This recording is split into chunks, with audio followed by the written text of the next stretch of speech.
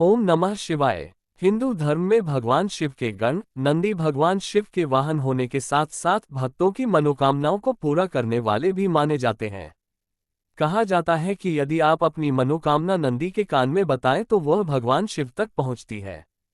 हिंदू धर्म में भगवान शिव के वाहन नंदी का भी बहुत महत्व माना जाता है। सभी शिव मंदिरों में प्रवेश करते ही नंदी जी की मूर्ति शिव की ओर मुख किए हुए मिलती है। नंदी को शिव का प्रिय गण माना जाता है, जो सदैव उनकी सेवा में तत्पर रहते हैं। मान्यता है कि नंदी जी भगवान शिव के द्वारपाल के सेवक के रूप में भगवान शिव की सेवा करते हैं।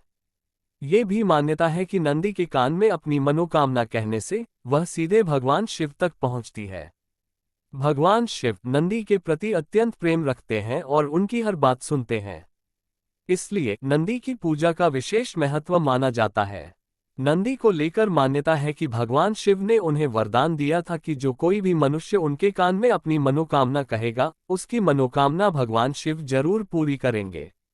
इस बात का वर्णन ग्रंथों में भी किया गया है। भगवान शिव ज्यादातर समय ध्यान में लीन ही रहते थे। भगवान शिव के ध्यान में किसी भी तरह की बाधा न पड़े, इसके लिए उनके गण नंदी जी हमेशा भगवान शिव के पहरेदार बनकर उनकी सेवा किया करते थे। भगवान शिव की तपस्या के दौरान जो कोई भी उनसे मिलने आता था, तब वो नंदी के कानों में धीरे से अपनी बात या मनोकामना बोलकर चला जाता था। भक्तों की नंदी जी के कान में बोली गई बात सीधे भगवान शिव तक पहुंच जाती थी और भगवान शिव उसे पूरा करते थे। नंदी के कान में मनोकामना कहने का सही तरीका और नियम। सबसे पहले भगवान शिव और माता पार्वती की पूजा करें। इसके बाद नंदी जी को जल, फूल और दूध अर्पित करें। अब धूप दीप जलाकर नंदी की आरती उतारें।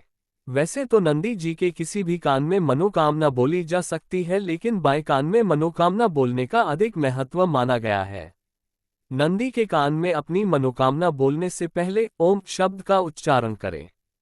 मान्यता है कि ऐसा करने से आपकी मनोकामना भगवान शिव तक जल्दी पहुंचती है।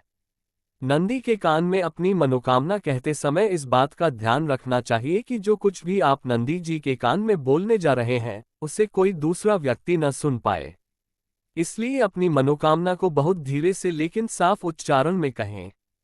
अपनी मनोकामना कहते समय अपने होठों को अपने दोनों हाथों से छुपा लेना चाहिए, ताकि कोई भी दूसरा व्यक्ति आपको मनोकामना कहते हुए न देख सके। किसी को नुकसान पहुंचाने या गलत काम करने की इच्छा न रखें और नंदी के कान में कभी भी किसी दूसरे की बुराई न करें। मनोकामना बोलने के बाद नंदी महाराज हमारी मनोकामना पूरी करो जरूर बोलें।